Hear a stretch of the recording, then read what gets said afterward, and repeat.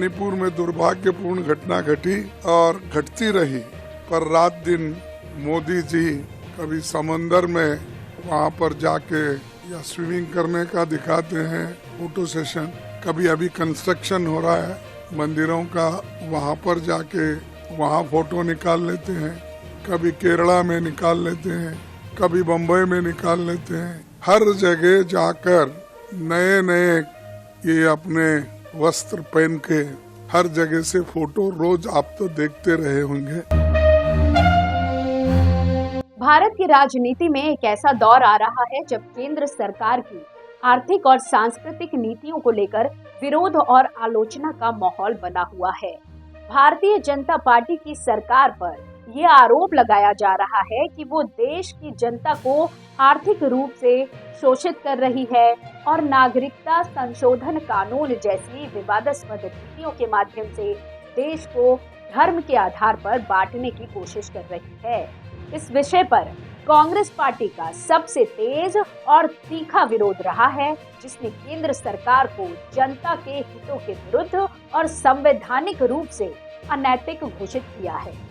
इस वीडियो में हम कांग्रेस पार्टी के आरोपों का विश्लेषण करेंगे और उनके पीछे के तथ्यों और प्रमाणों को देखेंगे। कांग्रेस पार्टी ने जो आरोप लगाए हैं उनमें से दो प्रमुख हैं। पहला, केंद्र सरकार ने पेट्रोल और डीजल के दामों में कमी नहीं की, जबकि विश्व बाजार में कच्चे तेल के दाम गिर रहे हैं। और दूसरा, केंद्र सरकार ने CAA के नियमों की अधिसूचना को लंबित रखा है, जिससे इस कानून के विरोध में उठे आंदोलनों को दबाया जा सके। हम इन दोनों आरोपों को एक एक करके देखते हैं। कांग्रेस अध्यक्ष मल्लिकार्जुन खड़गे ने गुरुवार को केंद्र सरकार पर यह आरोप लगाया कि जब विश्व बाजार में कच्चे तेल के दाम गिर रहे हैं तो भी वो पेट्रोल और डीजल के दामों में कमी नहीं कर रही है और इससे तेल कंपनियों को लाभ पहुंचा रही है। उन्होंने एक पोस्ट में कहा है कि तेल कंपनियां प्रति लीटर पेट्रोल पर 8 से 10 रुपए और डीजल पर 3 से 4 रुपए का मुनाफा कमा रही है। उन्होंने एक चार्ट भी दिखाया जिसमें बताया गया है कि पिछले 19 महीनों में कच्चे तेल के दाम 31% कम हुए। इस चार्ट के अनुसार पेट्रोल का दाम 19 महीनों में 90.4 रुपए से 101.19 रुपए प्रति लीटर तक बढ़ गया है और डीजल का दाम 80.73 रुपए से 88.62 रुपए प्रति लीटर तक। इसका मतलब है कि पेट्रोल का दाम 11.9% और डीजल का दाम 9.8% बढ़ा है। इसके विपरीत कच्चे तेल का दाम 19 महीनों में $63.27 से $43.34 प्रति बैरल तक घटा है, जो कि 31.5% कमी है। इससे स्पष्ट होता है कि केंद्र सरकार ने विश्व बाजार में कच्चे तेल के दामों में गिरावट का लाभ जनता को नहीं पहुंचाया है, बल्कि अपनी आय को बढ़ाने के लिए तेल कंपनियों को अनुमति दी है। इससे जनता को आर्थिक बोझ का सामना करना पड़ रहा है, जो कि महंगाई और बेरोजगारी और कोरोना महामारी के बीच और भी अधिक कठिन है।